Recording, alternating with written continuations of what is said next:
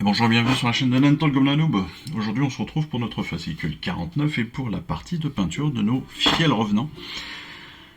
Alors comme on le fait maintenant, sans peinture, bien évidemment sans figurine, on va revenir juste sur le fascicule. Sur ce fascicule, en fait, on va nous proposer de faire une sous-couche en noir. Pourquoi? On ne revient pas dessus, je l'ai déjà expliqué depuis plusieurs semaines maintenant. La sous-couche noire a un intérêt par rapport à la sous-couche blanche, c'est de permettre de pouvoir ne pas s'embêter, on va dire, sur quelques petits trous qu'on pourrait oublier, et puis permet aussi d'avoir un espèce d'ombrage naturel qui peut se faire sur certaines parties de notre figurine, justement, qui peut être difficile d'accès. Une fois que cette Abaddon Black sera utilisée, on va passer à la couche principale de notre figurine avec un premier brossage à sec en Catach and Flesh. Un premier brossage à sec qui va permettre tout simplement de déposer un petit peu de peinture de partout, sur toutes les surfaces saillantes, on va dire.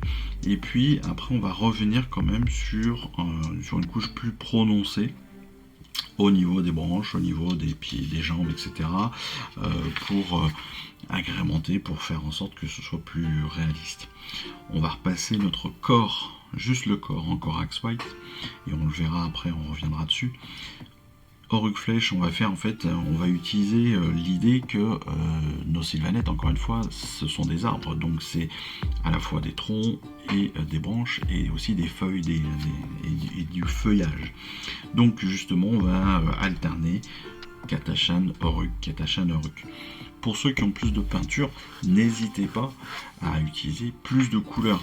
Là, on est parti sur du Catach and Flesh, mais n'hésitez pas, si vous avez du Sandry Dust, si vous avez du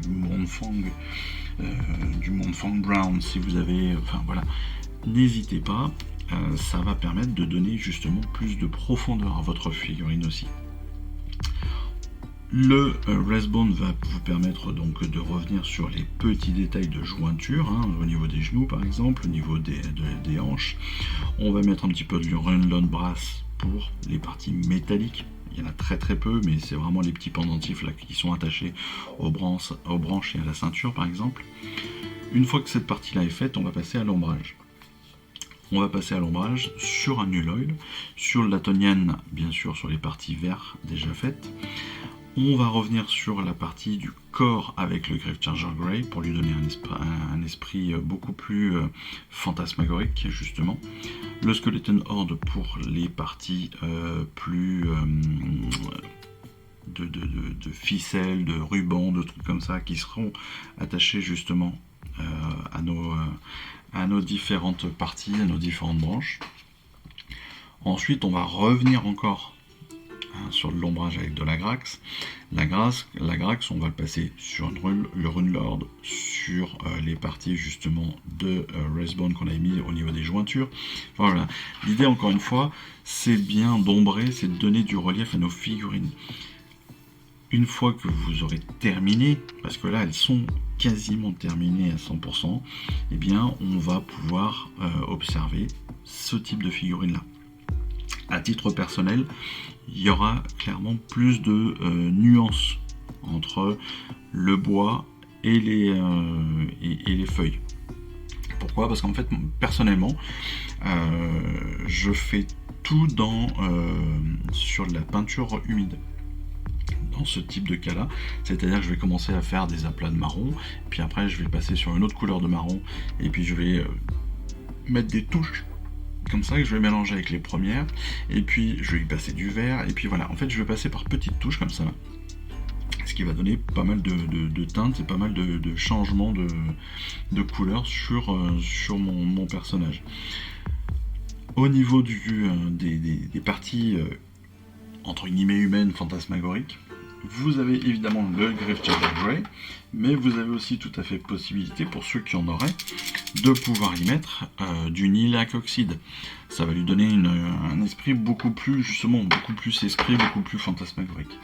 Vous allez pouvoir tenter aussi des choses comme du Tesseract Glow pour pour le mettre peut-être vraiment plus lumineux,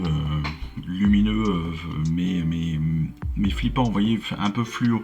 Voilà, vous pouvez aussi tenter des choses, ça c'est pas un souci. Soit vous suivez exactement comme d'habitude, je dirais, le manuel, bien sûr, soit vous avez toujours cette possibilité d'aller dans votre envie à vous. Je sais que certains font des fiels du revenant ou en tout cas des sylvanettes beaucoup plus sombres, beaucoup plus gris, noir, grisâtre, et beaucoup moins sur du bois très marronné, quoi. Voilà, sur l'idée.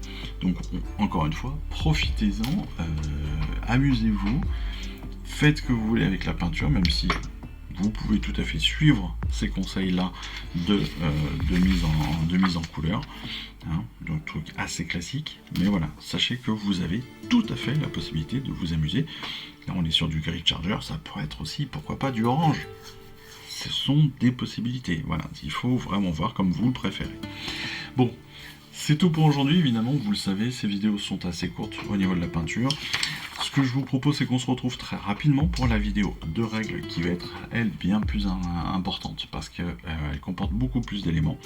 Et donc, on se retrouve pour cette vidéo. Sinon, bien écoutez, moi, il ne me reste plus qu'à vous souhaiter une excellente fin de semaine. Et puis, vous dire à très vite. Allez, je vous embrasse. Ciao, bye bye. Je vous remercie d'avoir suivi cette vidéo. Si ça vous a plu, eh bien abonnez-vous, lâchez un petit like et un commentaire et suivez-moi sur Instagram. Instagram où je poste régulièrement des photos de mes dernières réalisations et dernières peintures. Et puis comme il est maintenant de tradition sur la chaîne, je vous souhaite une excellente fin de journée et surtout, lisez bien, collectionnez bien, assemblez bien, peignez bien et jouez bien. Allez, je vous embrasse et puis je vous dis à très vite. Allez, ciao, bye bye.